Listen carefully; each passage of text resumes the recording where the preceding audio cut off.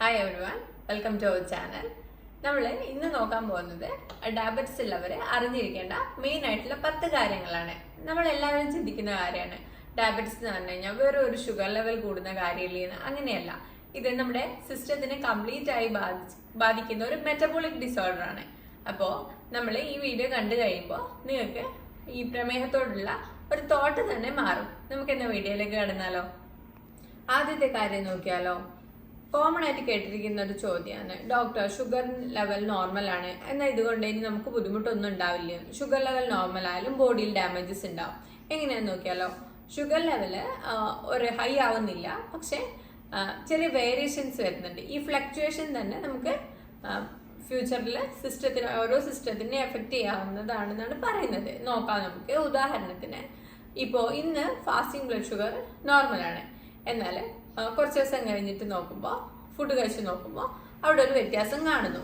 അപ്പോൾ ഇത് നമ്മൾ ശ്രദ്ധിക്കുന്നില്ലെങ്കിൽ ഇവഞ്ച്വലി നമുക്ക് മറ്റ് പല ബുദ്ധിമുട്ടുകളും മീൻസ് കണ്ണിനെയോ കിഡ്നിയെയോ ഹാർട്ടിനെയോ ഒക്കെ അഫക്റ്റ് ചെയ്യാം. അതുകൊണ്ടാണ് HbA1c അതുപോലെ തന്നെ പോസ്റ്റ് പ്രാൻഡിയൽ ബ്ലഡ് ഷുഗർ ഒക്കെ ഇമ്പോർട്ടൻ്റ് ആണെന്ന് പറയുന്നത്. ഡയബറ്റിസ് എന്ന് പറയുന്നത് ഒരു ഷുഗർ ലെവലിൽ ഉണ്ടാകുന്ന വ്യത്യാസം മാത്രമല്ല, ഹോർമോണൽ ഇംബാലൻസ് കൂടി ഇതിൽ ബാധകമാവുന്നുണ്ട്. അപ്പോൾ നമ്മളിത് പറയും, ഡയബറ്റിസ് എന്ന് പറയുമ്പോൾ തന്നെ insulin resistance, insulin deficiency, hormonal imbalance ഇതൊക്കെ ബാധകമാവുന്നുണ്ട്. ഒരാൾക്ക് സെയിം ഫുഡ് തന്നെ നമ്മൾ ഒരാൾക്ക് കൊടുത്തപ്പോൾ ഷുഗർ നോർമലാണ്, എന്നാൽ മറ്റൊരാൾക്ക് ഈ ഫുഡ് കഴിച്ചിട്ട് ഷുഗർ സ്പൈക്ക് ഉണ്ടാകുന്നു.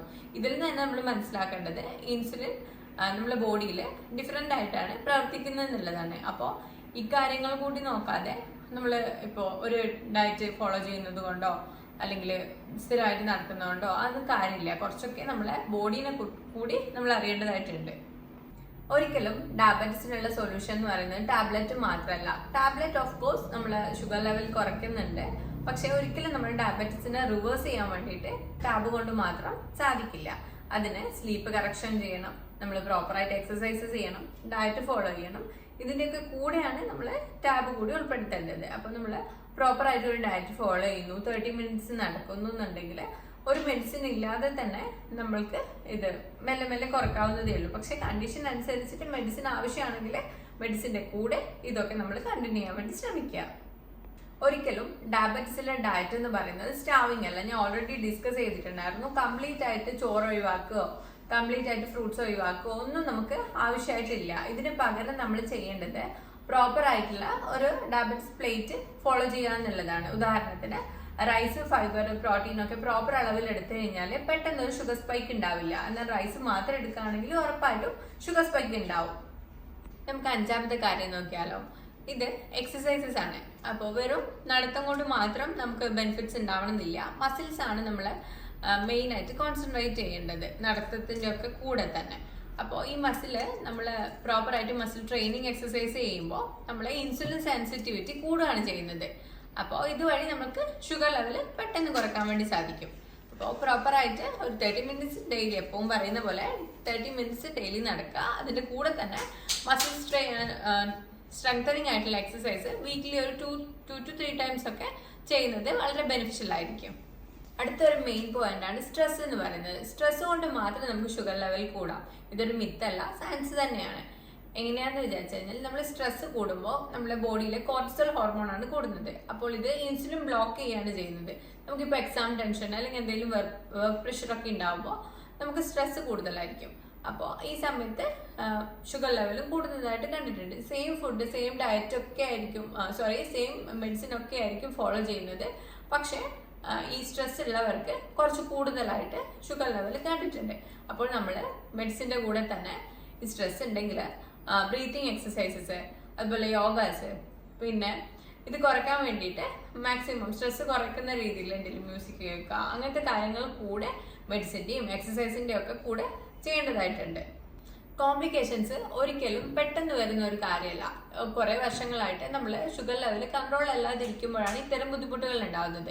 Kidney failure, heart diseases, vision problems ഒക്കെ, കാഴ്ചക്കുറവൊക്കെ മെല്ലെ മെല്ലെയാണ് ഉണ്ടാകുന്നത്. അപ്പം നമ്മൾ എത്ര നേരത്തെ കണ്ടുപിടിക്കുന്നു അത്ര കോംപ്ലിക്കേഷൻസ് നമുക്ക് കുറയ്ക്കാൻ വേണ്ടി സാധിക്കും. ഡയബറ്റിസ് നമുക്ക് റിവേഴ്സ് ചെയ്യാൻ പറ്റുന്നതേ ഉള്ളൂ. മെയിനായിട്ട് ടൈപ്പ് 2 ഡയബറ്റിസിലും പ്രീ ഡയബറ്റിസ് സ്റ്റേറ്റിലാണെങ്കിലും. അപ്പോൾ ഇത് വലിയ മാജിക് ഒന്നല്ല, സയൻസ് വഴി തന്നെ നമുക്കിത് റിവേഴ്സ് ചെയ്യാം. അപ്പോൾ വെയിറ്റ് ലോസും അതിൻ്റെ കൂടെ തന്നെ പ്രോപ്പർ ആയിട്ടുള്ള ഒരു ഡയറ്റ് മാനേജ്മെന്റും അതൊക്കെ ചെയ്തു കഴിഞ്ഞാൽ തന്നെ നമുക്ക് ഈസി ആയിട്ട് ഡയബറ്റീസ് റിവേഴ്സ് ചെയ്യാവുന്നത്. എല്ലാവരിൽ നിന്നല്ല, കണ്ടീഷൻസ് അനുസരിച്ചിട്ട് റിവേഴ്സ് ചെയ്യാൻ വേണ്ടി സാധിക്കും. ഹോം ടെസ്റ്റിങ്ങും അവയർനെസ്സും ഒക്കെ നമ്മൾ ഒരു പരിധി വരെ ഡയബറ്റീസ് ഉള്ളവരുടെ ലൈഫ് സേവ് ചെയ്യുന്നു എന്ന് തന്നെ പറയാം. നമ്മൾ വീട്ടിൽ നിന്ന് പ്രോപ്പർ ആയിട്ട് ടെസ്റ്റ് ചെയ്യുന്നുണ്ട്, ആനുവലി ചെക്കപ്പ് നടത്തുന്നുണ്ട്, ഫുഡ് എക്സാമിനേഷൻ ചെയ്യുന്നുണ്ട്. ഇതൊക്കെ നമ്മൾ പ്രോപ്പർ ആയിട്ട് ചെയ്യുന്നുണ്ടെങ്കിൽ നമുക്ക് കോംപ്ലിക്കേഷൻസ് വരുന്നതിന് മുന്നേ തന്നെ ഇപ്പൊ ഫുഡിലൊക്കെ എന്തെങ്കിലും ചെറിയ ബുദ്ധിമുട്ട് കാണുമ്പോൾ തന്നെ നമ്മൾ കൺസൾട്ട് ചെയ്യുകയാണെങ്കിൽ നമുക്കത് ഒരു ആംബുട്ടേഷൻ വരെ ചെയ്യേണ്ട അവസ്ഥ വരെ വന്നെത്തില്ല. ഇതാണ് അടുത്തതായിട്ടുള്ള ഒരു മെയിൻ പോയിന്റ്. ഡയബറ്റീസ് ഉള്ളവരിൽ മറ്റ് ഡിസീസ് പോലെ തന്നെ മെയിൻ ആയിട്ട് വേണ്ടത് ഒരു അറിവാണ്. നമുക്ക് എന്താണ് അവസ്ഥ എന്നുള്ളത് ഒരു അറിവ് നമുക്ക് വേണം, അല്ലാതെ പേടിയല്ല വേണ്ടത്. നമ്മൾ അറിവില്ലാതെ ചെയ്യുന്ന കാര്യങ്ങളാണ് പിന്നീട് നമുക്ക് അപകടകരമാവുന്ന വിധത്തിൽ വരുന്നത്. നമ്മൾ പ്രോപ്പർ ആയിട്ട് ഇതൊക്കെ ഫോളോ ചെയ്യുകയും ചെക്കപ്പ് ചെയ്യുകയും അതുപോലെ എക്സസൈസ് ചെയ്യുകയൊക്കെ ചെയ്യുകയാണെങ്കിൽ നമുക്ക് ഇതൊക്കെ കൺട്രോൾ ചെയ്യാവുന്നതിൽ. പ്രീ ഡയബറ്റിക് സ്റ്റേജിലുള്ളവർ പിന്നെയും ഒന്ന് ശ്രദ്ധിക്കാതെ വരുമ്പോഴാണ് നമ്മൾ ഡയബറ്റിക് സ്റ്റേജിലേക്ക് പോകുന്നത്. അത് നമുക്ക് ഓൾറെഡി കൺട്രോൾ ചെയ്യാൻ പറ്റുന്നതേ ഉണ്ടായിരുന്നുള്ളൂ. അപ്പോൾ നമ്മൾ മെയിൻ ആയിട്ട് ശ്രദ്ധിക്കേണ്ടത് ഇതൊരു വേക്കപ്പ് കോൾ ആയിട്ട് എടുക്കാം. ചെറിയ ബുദ്ധിമുട്ട് കാണുമ്പോൾ തന്നെ ഒന്ന് ഇടയ്ക്കിടയ്ക്ക് ഒന്ന് ചെക്ക് ചെയ്യുന്നതോ അല്ലെങ്കിൽ വർഷത്തിൽ ഒരിക്കൽ ടെസ്റ്റ് ചെയ്യുന്നതോ ഒന്നും വലിയ ബുദ്ധിമുട്ടുള്ള കാര്യമല്ല. ഇതൊക്കെ പ്രോപ്പറായി ചെക്ക് ചെയ്തിട്ട് ഡയബറ്റീസ് വരാതെ നോക്കുകയോ ഉള്ളവരാണെങ്കിൽ റിവേഴ്സ് ചെയ്യാൻ ശ്രമിക്കുകയാണ് വേണ്ടത്. ഇന്നത്തെ വീഡിയോ ഹെൽപ്ഫുൾ ആയിട്ടുണ്ടെങ്കിൽ, പ്രമേഹമുള്ളവർക്ക് ഇത് ഹെൽപ്ഫുൾ ആവുമെന്ന് തോന്നുന്നുണ്ടെങ്കിൽ ഷെയർ ചെയ്യുക. ഇതുപോലുള്ള വീഡിയോക്കായി ഫോളോ ചെയ്യുക. Thank you.